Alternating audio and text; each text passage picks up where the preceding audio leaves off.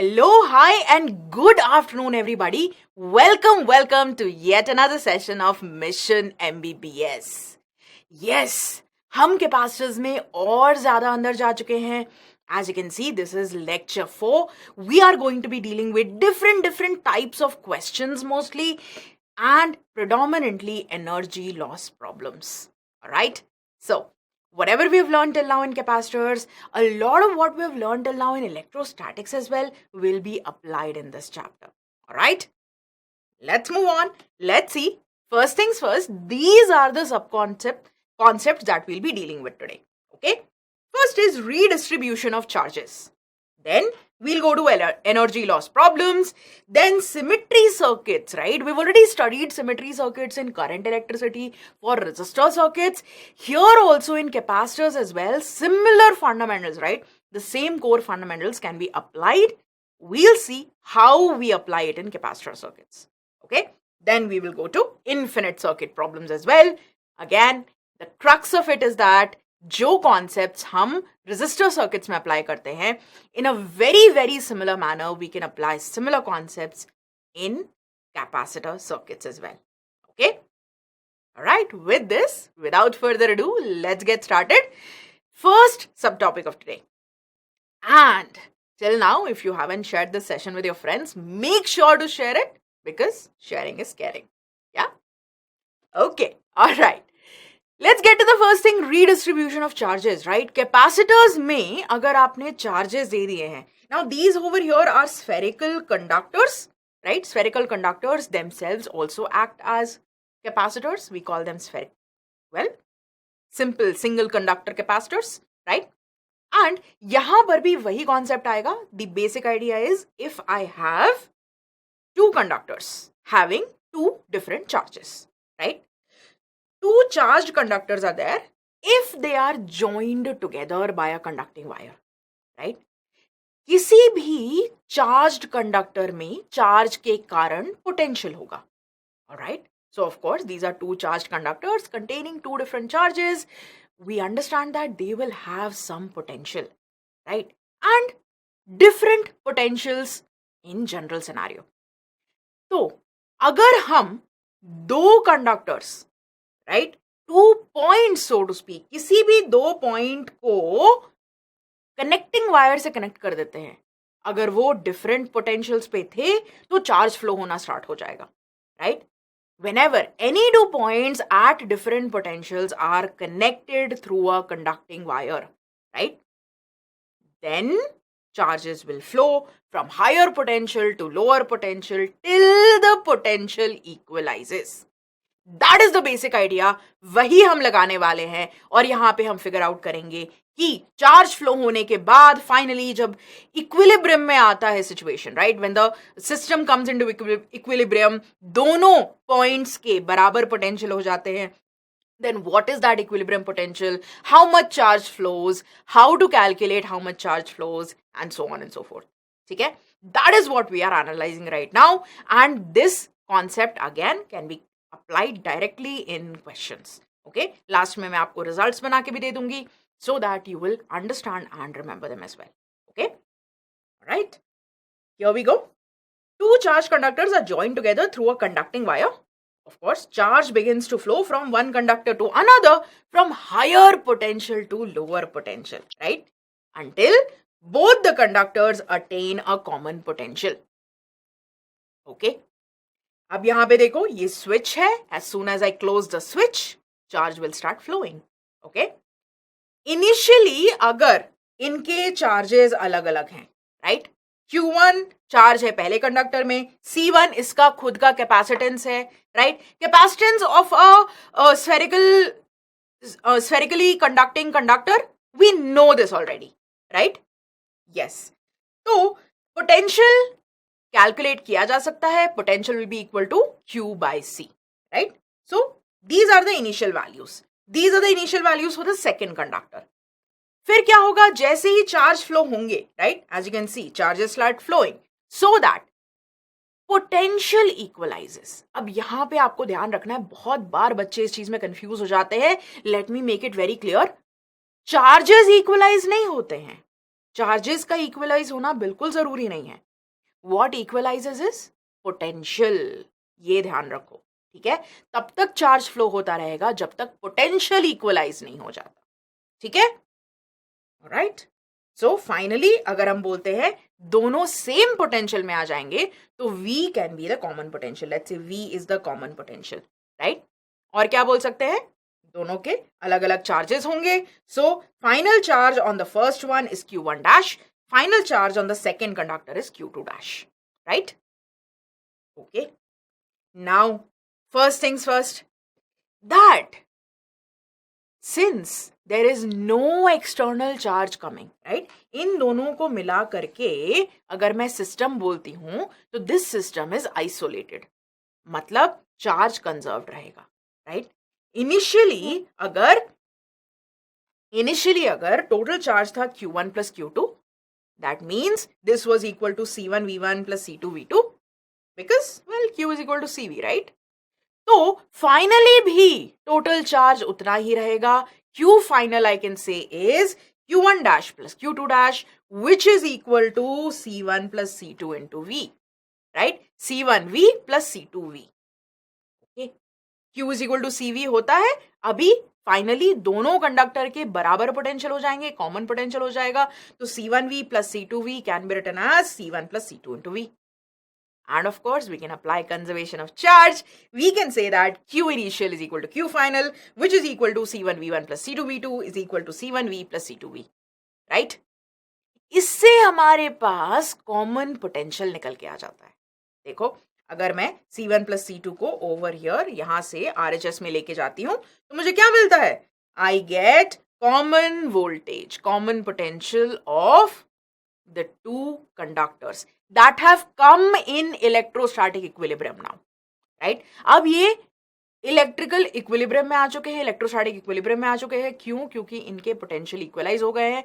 Now no more charge flow will happen, ठीक है।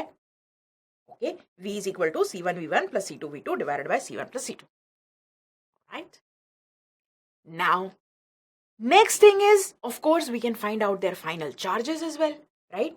We can say that new charge क्या हो जाएगा, new charge Q1 plus Q2 is equal to Q1 dash plus Q2 dash and Q1 dash by Q2 dash is equal to C1 by C2. क्यों, क्योंकि finally तो potential बराबर हो गया ना, तो Q बराबर CV अगर होता है और V बराबर है दोनों का, तो ratio of charge will be equal to ratio of potential, ratio of capacitance, right. Okay, ये समझ में आ गया। तो इससे हम इनके चार्जेस निकाल सकते हैं, right.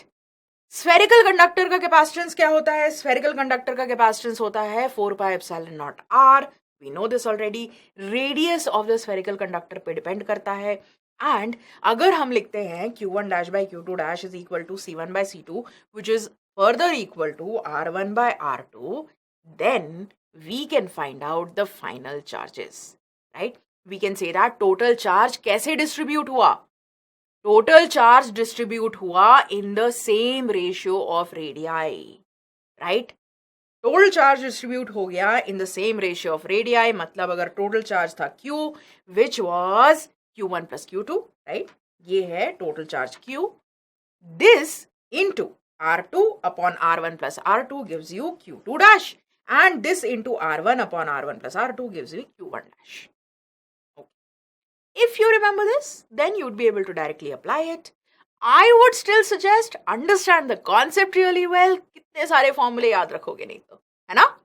The concept is whenever you have conductors at different potentials, charge carriers at different potentials, and उनको आपने अगर कंडक्टिंग वायर से कनेक्ट कर दिया, उनको आपने इलेक्ट्रिकली ज्वाइन कर दिया, तो क्या होगा, चार्ज फ्लो करेगा from higher potential to lower potential till potential इक्वलाइजेस.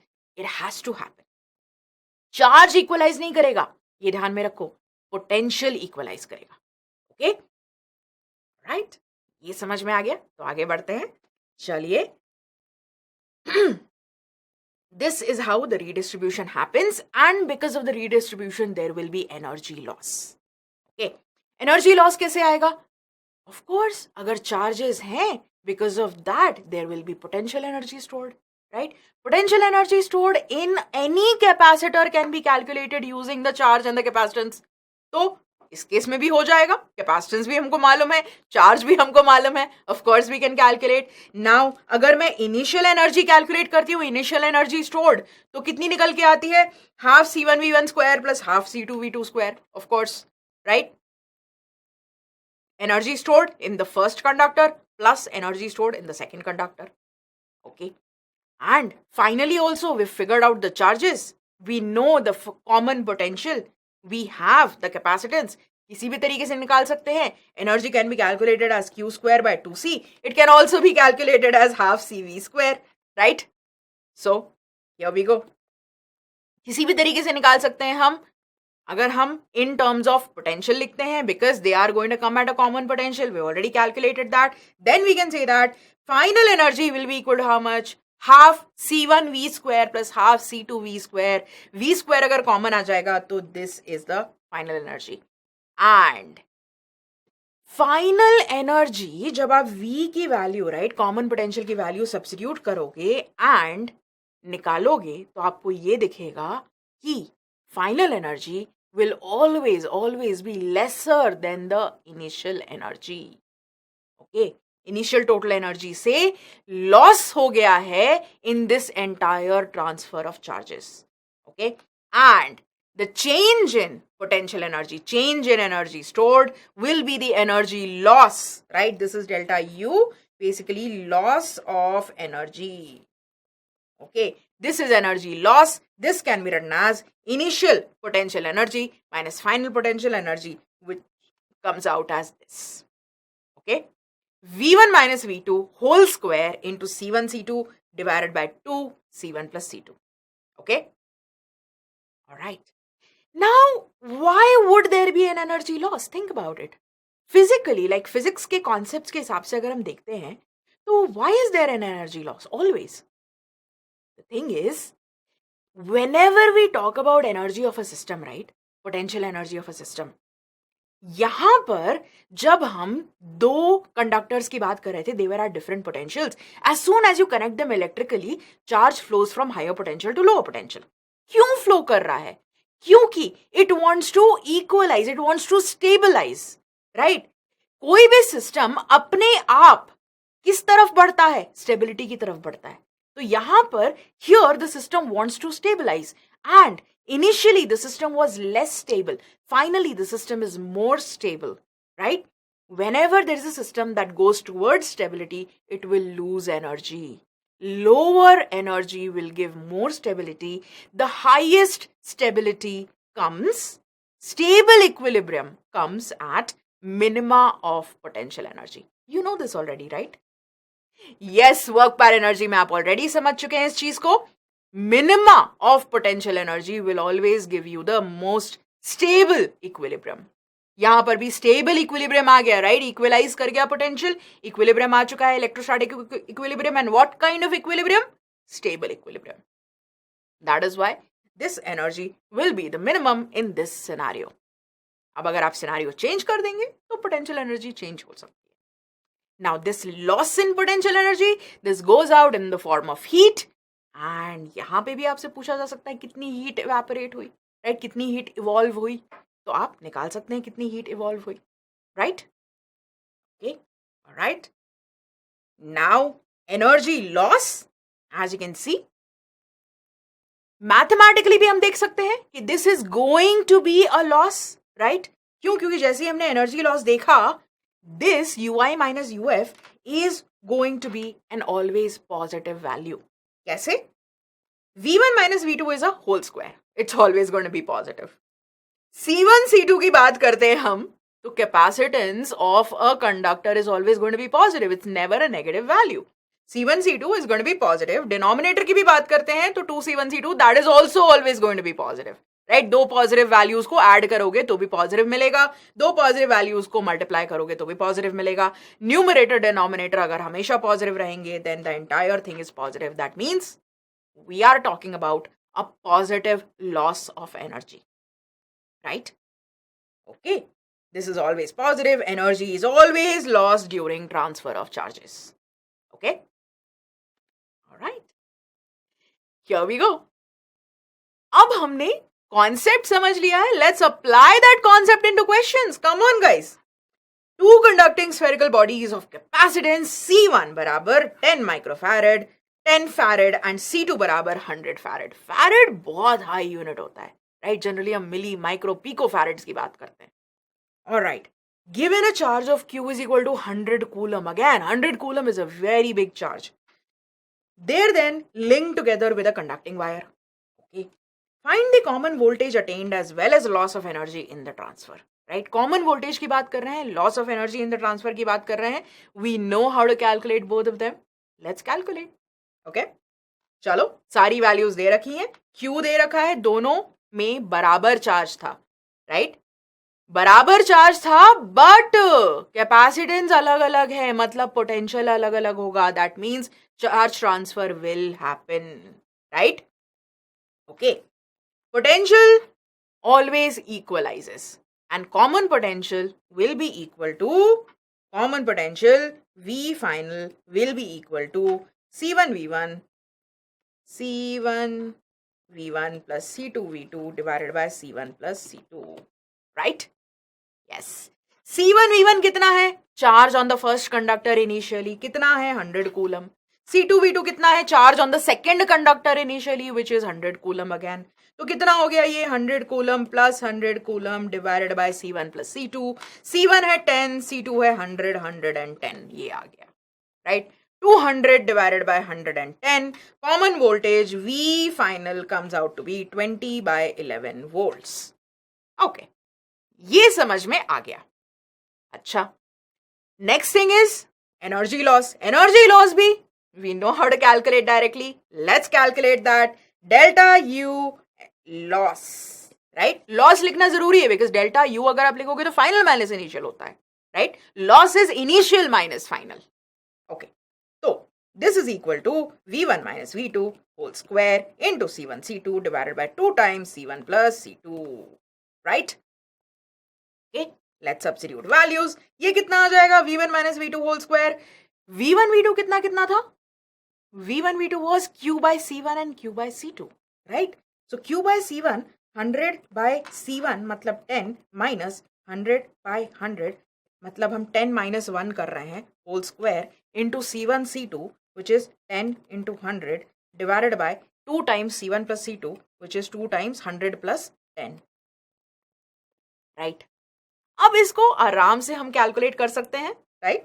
क्या आ जाएगा ये? This comes out approximately equal to 368 joules. All right? Okay. You know how to calculate this. Let's go. Let's move on. Common potential आ जाता है 20 by 11 volts and energy loss comes out to be approximately 368 joules. All right? Option B is the correct answer. Now, till here, I hope everything is completely clear. Whenever we connect two different potential points, then charges always flow from higher potential to lower potential. And whenever system goes towards more stability, energy loss will happen. Right? ये मालूम है हमको, potential energy loss. Now, अभी तक अगर आपने अपने friend से शेयर नहीं किया है सेशन को तो बिल्कुल शेयर कर दीजिए, लाइक वाइक भी कर दीजिए, right? Come on.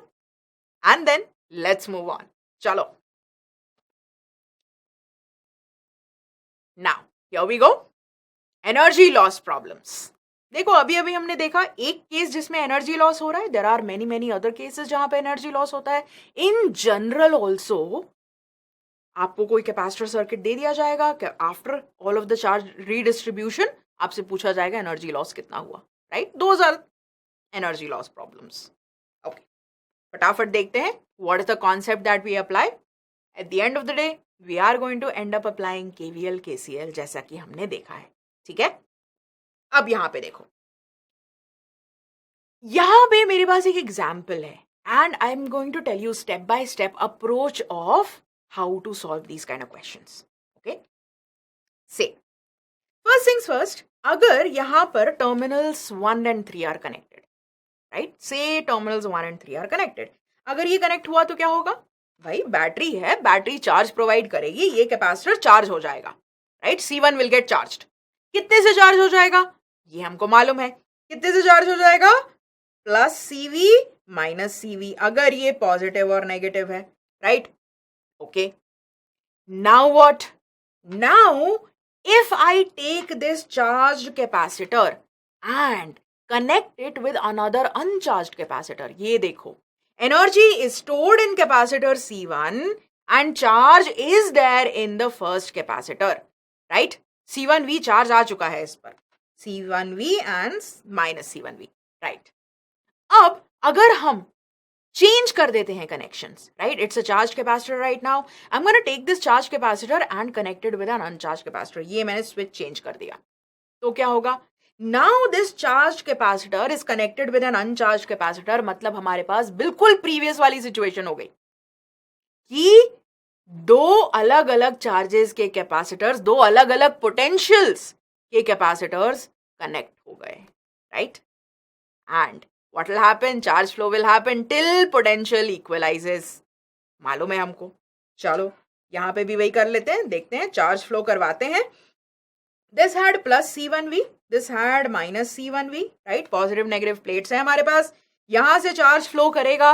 Let's say Q charge comes out of the positive plate of the first capacitor and ends up getting deposited on the first plate of the second capacitor. ठीक है, यहां पर plus Q charge deposit हो गया, तो negative plate में क्या होगा? माइनस Q चार्ज आ जाएगा and there will be the extra Q charge that will go back here, right?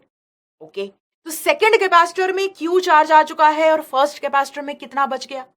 पहले चार्ज था C1V, उसमें से Q चला गया तो C1V माइनस Q बच गया, राइट? ओके, सो यहां पे आई am gonna right this is C1V minus Q। इतना चार्ज है पहले कैपेसिटर के पास, और नेगेटिव प्लेट में भी वैसे ही आ जाएगा charge, negative of C1V minus Q। ये समझ में आ गया। अब चार्ज फ्लो हो चुका है, दिस इज लाइक इक्विलिब्रियम में जब सर्किट आ गया तब दीज आर द वैल्यूज। अब no more charge will flow from now on, right? ये सर्किट, ये सिस्टम इक्विलिब्रियम में है। अब क्या? Equilibrium will come only when the two capacitors will be at equal potential, right? यहां पे आपको दिख रहा है दोनों कैपेसिटर्स के अक्रॉस इक्वल पोटेंशियल होगा, ओके? ऐसे भी नहीं देखना है तो केवीएल लगा के देख लो, केवीएल लगा के देखोगे तो भी समझ में आएगा। अगर मैं ऐसे केवीएल जाती हूं, ठीक है, clockwise, let's start from point 2, तो क्या करेंगे? We are crossing the first capacitor C2 right now, C2 को क्रॉस करेंगे पॉजिटिव प्लेट से नेगेटिव प्लेट की तरफ, तो क्या होगा? ड्रॉप होगा पोटेंशियल में, right? So potential of point 2 minus कितना ड्रॉप होगा? Q by C2, right? And then we are crossing C1। C1 कैसे क्रॉस कर रहे हैं? नेगेटिव प्लेट से पॉजिटिव प्लेट की तरफ क्रॉस कर रहे हैं, मतलब rise in potential, plus C1V minus Q by C1, right? Charge by capacitance gives you potential difference. And where have we reached? Point 2 again. This is potential of point 2.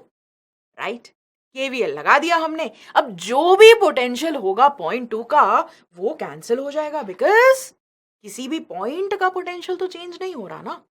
Yes, here we go. क्या दिख रहा है हमको? यहां पे हमको दिख रहा है C1V minus Q bye C1। ये क्या है? Potential drop across C1। This is equal to Q by C2, potential drop across C2, right? दोनों कैपेसिटर्स में बराबर पोटेंशियल डिफरेंस आ चुका है। This is equal to V common, right?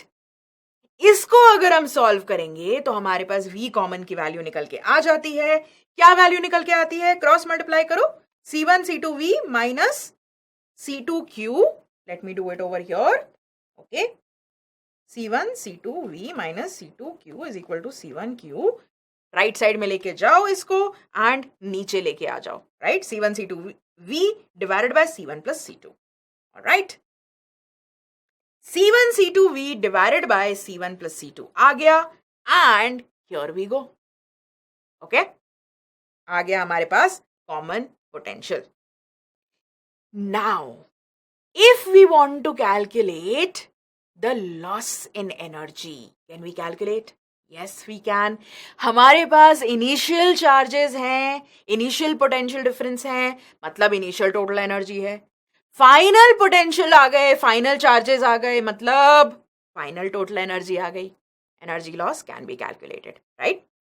Okay, जब हम एनर्जी लॉस कैलकुलेट करते हैं तो total energy loss comes out to be equal to half C1 C2 upon C1 plus C2 into V square. Okay, do remember this. अगर exact इसी तरीके का question आता है, which is again good probability, because इससे ज्यादा complicated questions generally NEET में नहीं पूछे जाते हैं. J is a different matter all together जाते हैं डेफिनेटली, बट नीट में it's good to remember this relation. Direct आने की प्रोबेबिलिटी होती है, डायरेक्ट आ गया तो डायरेक्ट लगा देना, नहीं डायरेक्ट आया तो you know how to solve this anyway, right? Okay, here we go. Let's solve a question. Capacitor of 2 microfarad is charged as shown in the diagram. When the switch S is turned to position 2, the percentage of its storage energy dissipated is. Percentage of energy dissipated पूछ रहा है, मतलब not just energy loss, but percentage of energy loss. Okay, C1, C2 की values दे रखी हैं, V is also there. Let's solve. Right? तो कैसे solve करेंगे हम बोल सकते हैं इनिशियल एनर्जी कितनी होगी, U initial will be equal to half CV square, half two, right? पहला कैपेसिटर ये है C1, दूसरा कैपेसिटर है C2. पहला कैपेसिटर खाली कनेक्टेड है V वोल्टेज बैटरी से, तो half two into V square. ये कितना निकल के आ गया, this is V square only. Okay, let's keep it. This is U initial. Now if I talk about final energy, right?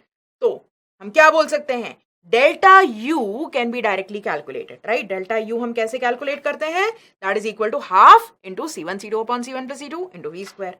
Half C1 C2 upon C1 plus C2 into V square, right? Yes. So this is equal to half C1 C2 upon C1 plus C2, 2 into 8 upon 2 plus 8, 2 into 8 upon 2 plus 8, 2 plus 8 कितना होता है, 10. ऐसे ही लिख लेते हैं, into V square, right? क्या आ गया, 2 cancel हो गया एंड 8/10 V स्क्वायर आ गया. 8/10 मतलब 4/5 V square. Okay, delta U आ गया 8/10 V स्क्वायर, मतलब क्या हुआ, 80% of V square. Initial energy total थी V square, this is 80% of V square. तो लॉस कितना हुआ परसेंटेज में, percentage loss will be equal to 80%. Alright? Here we go. Very simple. देखो, बिल्कुल अगर रिलेशन आपको ध्यान है आप डायरेक्टली लगा लोगे, नहीं भी ध्यान है तो कैलकुलेट करके लगा लोगे, right? Okay, option number B is the correct answer for this question. Right, let's get to the next one. एक और क्वेश्चन सॉल्व करते हैं. 2 कंडेंसर्स मतलब 2 capacitors, one of capacity C and the other of capacity C/2 are connected to a V volt battery as shown in the figure. The work done in charging fully both the condensers is how much? Now यहां पर work done in charging पूछ रहा है, work done by battery नहीं पूछ रहा है, ठीक है? There's a difference in there. So here we go. अगर इनको चार्ज करने के लिए वर्क पूछा है तो हम कह सकते हैं कि this will be increase in energy of these two, right? कितनी, जितना वर्क करोगे उतनी पूरी एनर्जी इसमें स्टोर हो जाएगी. वर्क डन बाय बैटरी नहीं पूछ रहा है क्योंकि दैट विल बी डिफरेंट. ठीक है, चलो लेट्स कैलकुलेट.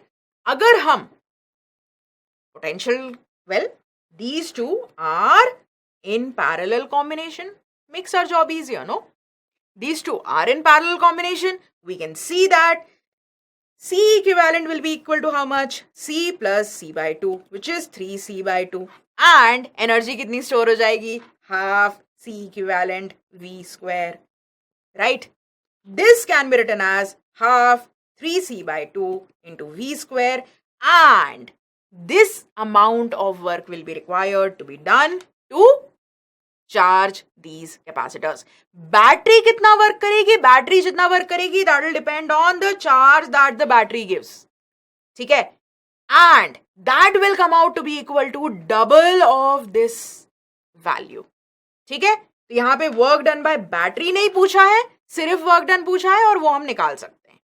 चलिए, when we calculate it, we get 3/4 CV square, and this is the answer to the question. All right? Okay. Now, let's move on. Let's get to the next thing, which is symmetry circuits. All right? Let's get to symmetry circuits.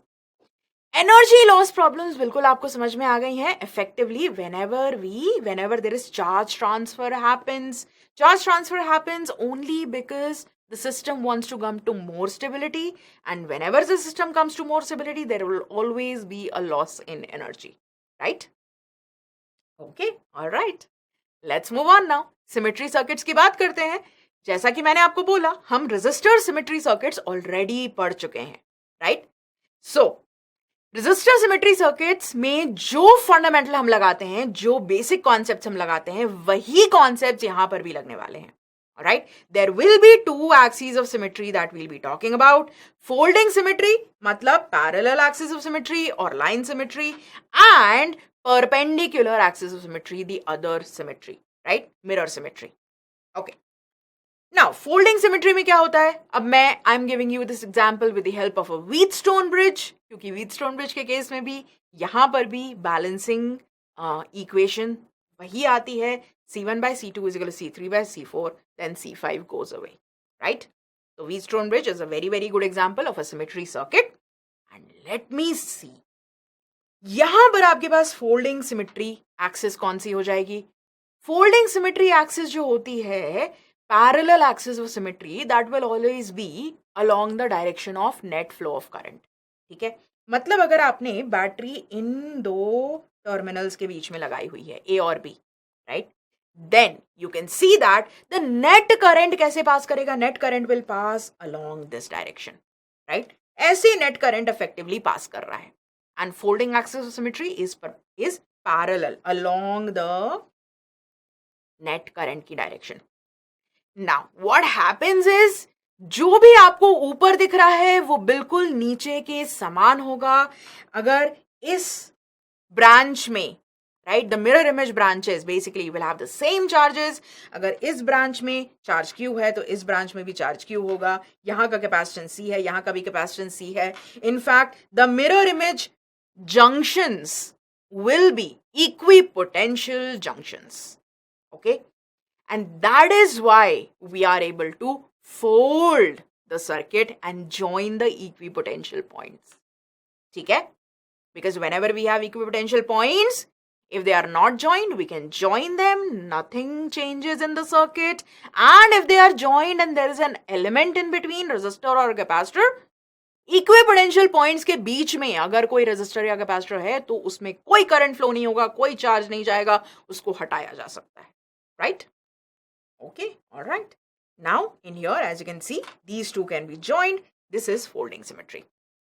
Now, let's come to the next type of symmetry, which is mirror symmetry.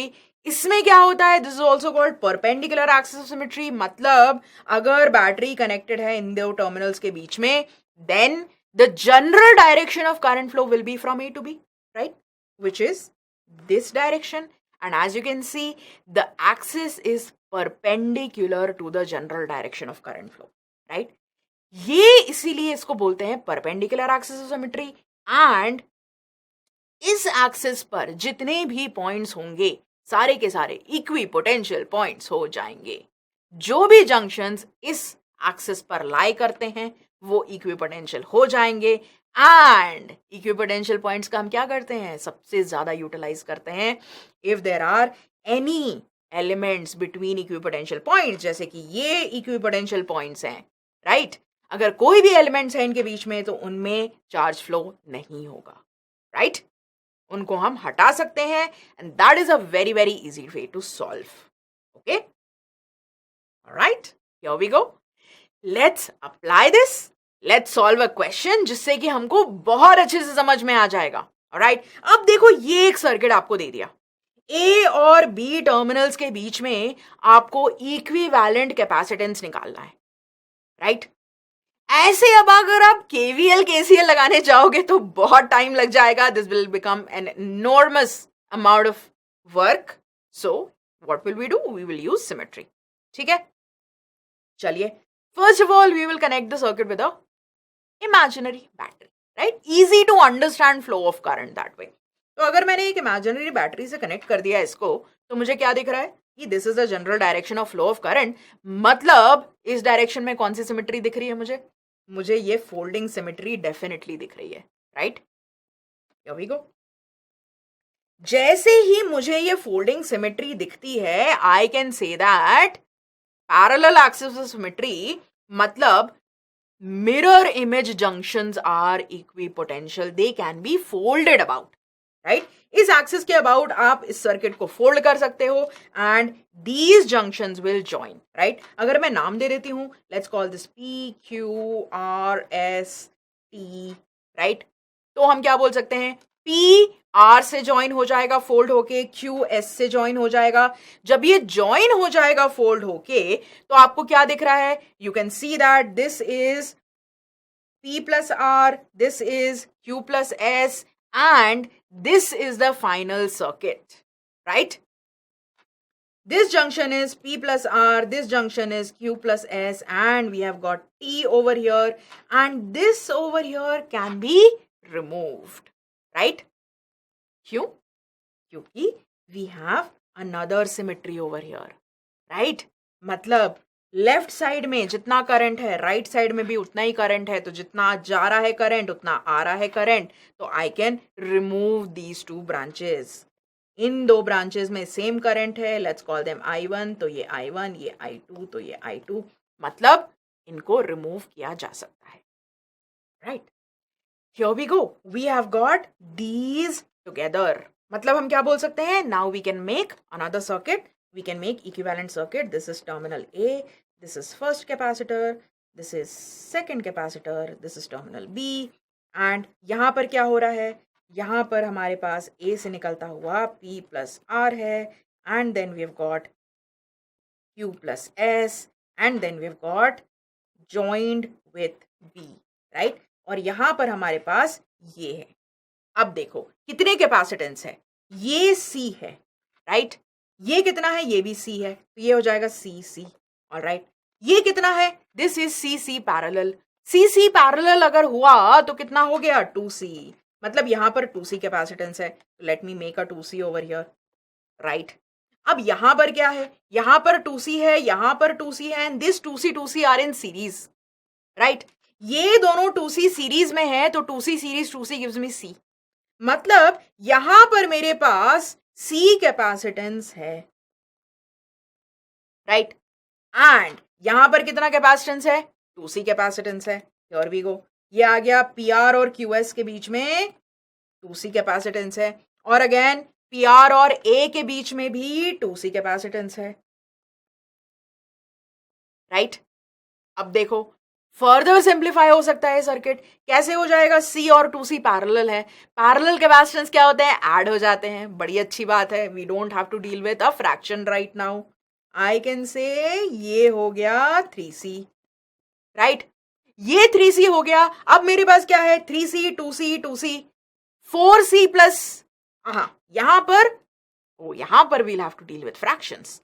Right, resistor और capacitor का rules बिल्कुल opposite होता है. तो क्या बोल सकते हैं यहाँ पे, ये 3C है, ये 2C है, 2C है, 2C series 2C gives me C, and C और 3C का सीरीज क्या होगा, C into 3C upon C plus 3C, 3C/4. तो मतलब ये पूरी ब्रांच में 3C/4 आ गया. ये वाली ब्रांच में कितना आ गया, C/2 आ गया. तो 3C/4 और C/2 का पैरेलल कितना होगा, ये हो जाएगा 3C/4 plus C/2 gives me equal to 5C/4. Right? Okay. So the answer over here comes out equal to 5C/4. Alright? Okay. Option number A is the correct answer over here. Okay? Alright. I hope till now everything is crystal clear. बहुत अच्छे से समझ में आ रहा है सब कुछ. जैसा हमने करंट इलेक्ट्रिसिटी में लगाया था बिल्कुल वैसा ही हम लगा रहे हैं. इनफैक्ट अगर किसी को थोड़ा सा भी डाउट हो, अगर आपने करंट इलेक्ट्रिसिटी का मेरा सिमेट्री सर्किट्स वाला लेक्चर नहीं देखा है, it's there in the channel. Make sure you watch that, because उससे आपका और बिल्कुल क्लियर हो जाएगा. बिल्कुल पैरेलल एनालॉजी लग रही है. Okay, and when I taught in the current electricity circuits, of course I did it in much better detail, because पहली बार पढ़ रहे होते हो तो बिल्कुल जीरो से स्टार्ट करते हो, right? Yes. Now, till now, अगर लाइक वाइक नहीं किया है तो कर दो, फिर आगे बढ़ते हैं. ठीक है, चलो. एंड ऐप अगर अभी तक डाउनलोड नहीं किया है तो बिल्कुल कर लो, because again it's free right now. And as I shown you, right, जो एग्जाम्पल मैंने सिमेट्री सर्किट्स का अभी लिया आपके पास, जितना ज्यादा आप प्रैक्टिस करोगे उतना अच्छा आप अप्लाई कर पाओगे. यू हैव सीन सर्किट के क्वेश्चंस कितने आते हैं, राइट? करंट इलेक्ट्रिसिटी से डेफिनेटली क्वेश्चंस आते हैं, कैपेसिटर से आते हैं, इलेक्ट्रोस्टैटिक से आते हैं. And all of these questions की प्रैक्टिस ऐप से बहुत अच्छे से पर्सनलाइज्ड वे में होती है. Alright, so make sure you do that if you haven't done already. Let's move on. Let's get to the last subtopic of today, which is infinite circuits. And again, this will also go very, very similar to resistor infinity circuits. Okay? Alright. आ गया infinite capacitor network. अब यहां पे आप देख सकते हैं भाई, ये infinity तो आपको दिखाई रहा है कि this is an infinite network, but you can see that what is happening in this infinite network? In this infinite network, there is a symmetry involved, right? मतलब एक ब्लॉक है, एक पर्टिकुलर यूनिट है जो कि बार बार रिपीट हो रहा है. देखो, what is happening?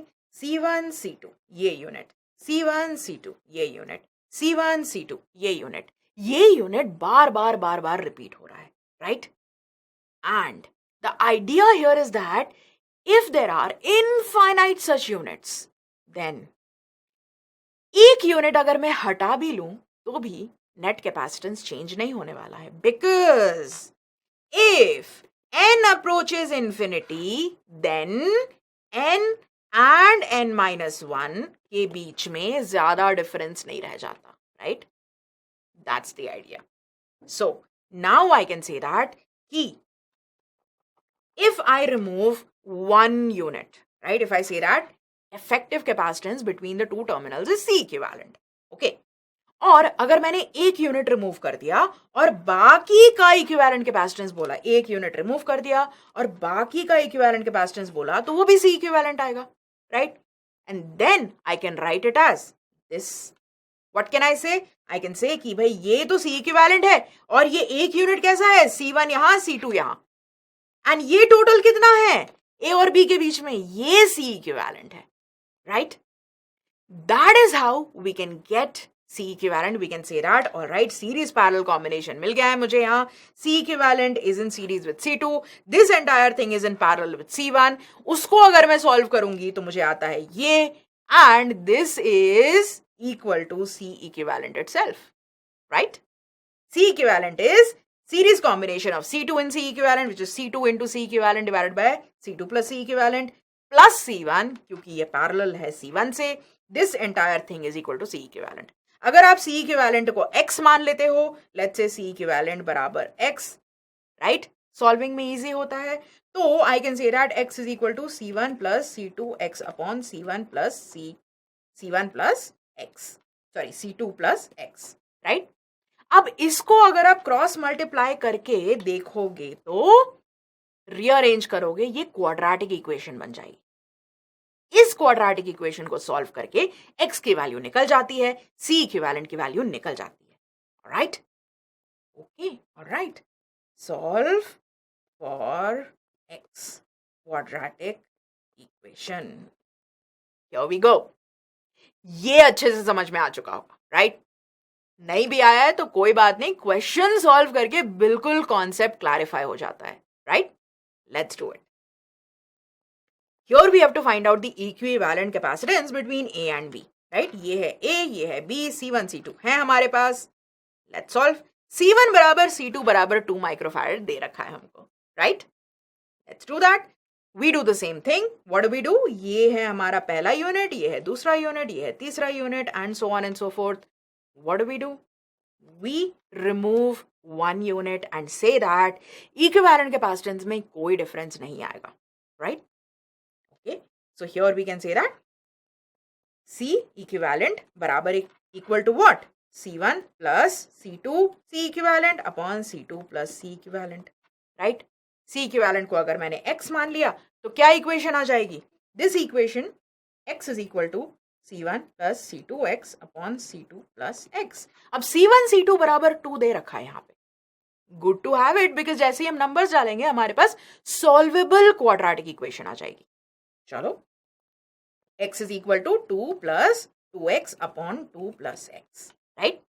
Okay, cross multiply. What do we get? Here we go.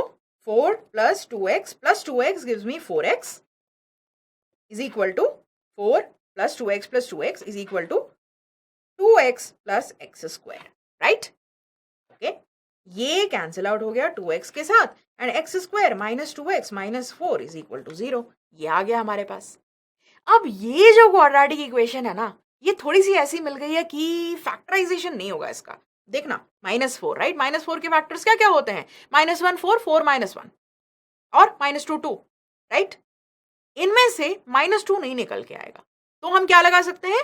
हम क्वाड्रेटिक फॉर्मूला लगा सकते हैं, Sridhara's formula. So let's do that. x बराबर -b plus minus root over of b square minus 4ac divided by 2a. याद रखना जरूर, quadratic equation का formula नहीं भूलना चाहिए हमको, ठीक है? So -b 2 plus minus root over of b square 4 minus 4ac plus 16 divided by 2a 2. ये यहां पे सॉल्व करेंगे तो x की वैल्यू आ जाएगी 2 plus minus root 20 divided by 2. Minus हटा देंगे, क्यों? क्योंकि capacitance can not be negative. So 2 plus root 20 divided by 2, ये आ जाती है हमारे पास वैल्यू. अब रूट 20 क्या होता है? 2√5. 2√5 लिखेंगे तो 2 कैंसिल हो जाएगा और हमारे पास आ जाएगा 1 plus root 5. Okay, here we go. जैसे ही हमने क्वाड्रेटिक इक्वेशन सॉल्व कर ली, हमारे पास आ गया answer, and option A is the correct answer. Alright, all good, बिल्कुल अच्छे से समझ में आ रहा है. तो आगे बढ़ते हैं, नेक्स्ट क्वेश्चन सॉल्व करते हैं, right? Here we have a circuit, section AB as shown in the figure. EMF of the source equals 10 volt. The capacitor capacitances are equal to 1 microfarad, C to 2 microfarad, and the potential difference VA minus VB is 5 volt. Voltage across each capacitor C1 and C2 respectively are. अरे ये question पूछ लिया. चलो, section of the circuit खाली दिया हुआ है, EMF है E बराबर 10 volts, राइट? Capacitor capacitances are C1 1 microfarad, यहीं पे लिख लेते हैं. This is 1 microfarad, this is 2 microfarad. Potential difference VA minus VB is given as 5 volts. VA minus VB बराबर 5 volts. हमको पूछा है voltage across C1 and C2. पहली बात, यहां पर हमें दोनों के बीच में, राइट, इस पूरी ब्रांच में कोई भी ब्रांचिंग ऑफ नजर नहीं आ रही. देखो यहां कहीं पे ब्रांचिंग ऑफ नहीं हो रही है, मतलब जैसे ही चार्ज फ्लो होगा, however the charge flows, right, this is how the charge will flow. The two capacitors will have equal charge, right? Series में है ये, इक्वल चार्ज होगा. अगर इसके पास Q चार्ज आता है, प्लस Q माइनस Q, यहां पर भी plus Q minus Q, then Q है दोनों का चार्ज. तो V1 V2 क्या क्या हो गए? V1 V2 हो गए Q by 1 and Q by 2, right? Q by C हो जाता है. Now we can apply KVL, right? A से चालू करो, B तक लिख दो. चलो लिख देते हैं. VA minus potential drop across C1, drop होगा क्योंकि प्लस से माइनस जा रहे हैं हम, minus Q by 1. Then 10 volt है ये, बट ये नेगेटिव टर्मिनल है, ये पॉजिटिव टर्मिनल है, तो there will be a rise, plus 10. Then another minus Q by 2, right? Potential drop across Q2. This gives me VB, right? VA minus Q plus 10 minus Q by 2. This gives me VB. Okay, let's write it down. I'm going to write it properly. VA minus Q plus 10 minus Q by 2 is equal to VB. अब VA minus VB हमें दे रखा है, right? VA minus VB is given as how much? This is given as 5 volts. So let's see. VB को अगर LHS में ले आए तो VA minus VB बराबर 5 volts, which is equal to, इसको RHS में ले जाओ सारी चीजों को, right? minus Q by 2 becomes minus 3Q by 2. RHS में जाएगा 3Q by 2 minus 10. Here we go. 5 is equal to 3Q by 2 minus 10. 3Q by 2 is equal to 15. ये cancel out हो गया and Q बराबर 10, right? Q is equal to 10 coulomb, right? And microcoulomb. And we want to find out potential difference across the two capacitors. जैसे ही हमारे पास charge आ गया हम potential difference निकाल सकते हैं. We can say that first के case में 1 माइक्रोफैरड है, the second के केस में 2 माइक्रोफैरड है and 10 माइक्रोकूलम दोनों में चार्ज है. तो ये पोटेंशियल ड्रॉप्स कितने आ जाएंगे? Q by C, right? Q by C पहले के लिए किया तो 10 वोल्ट आ गया, दूसरे के लिए किया तो 10 by 2 5 वोल्ट आ गया, right? Here we go, 10 volt and 5 volt. That is the answer to the question. Option number B is the correct answer. Okay? Now, इससे आपको अच्छे समझ में आ चुका है कि किस तरीके के मिसलेनियस क्वेश्चंस भी आते हैं कैपेसिटर्स में. अब तक हमने इतना पढ़ लिया है कि किसी भी तरीके का आपका प्योर कैपेसिटर सर्किट अगर पूछा जाए, मिसलेनियस क्वेश्चंस आए तो आप बिल्कुल सॉल्व कर सकते हैं. Whether it is about figuring out कि चार्ज कितना होगा कैपेसिटर में, और फिगरिंग आउट सी इक्विवेलेंट, और फिगरिंग आउट कि how much energy is lost, और whether you are connecting a charged capacitor with an uncharged capacitor, KVL apply करके final charge कैसे निकालते हैं, and so on and so fourth, right? सारी चीजें हम देख चुके हैं. And a lot of kids were asking कि कब आते हैं मैम आप? तो here we are with a proper timetable, right? Mission MBBS की सीरीज में हम 4 बजे फिजिक्स आपका होगा हमेशा, alright? Every weekday 4 PM. We will meet and we will complete 11th grade and 12th grade के chapters. Now, make sure that you solve questions, make sure that you practice, because as I said, questions change होते रहते हैं, concepts change नहीं होते. Concepts solidify करने के लिए practice बहुत बहुत important है, right? Be happy, be healthy. Until next time, happy learning. Bye bye guys.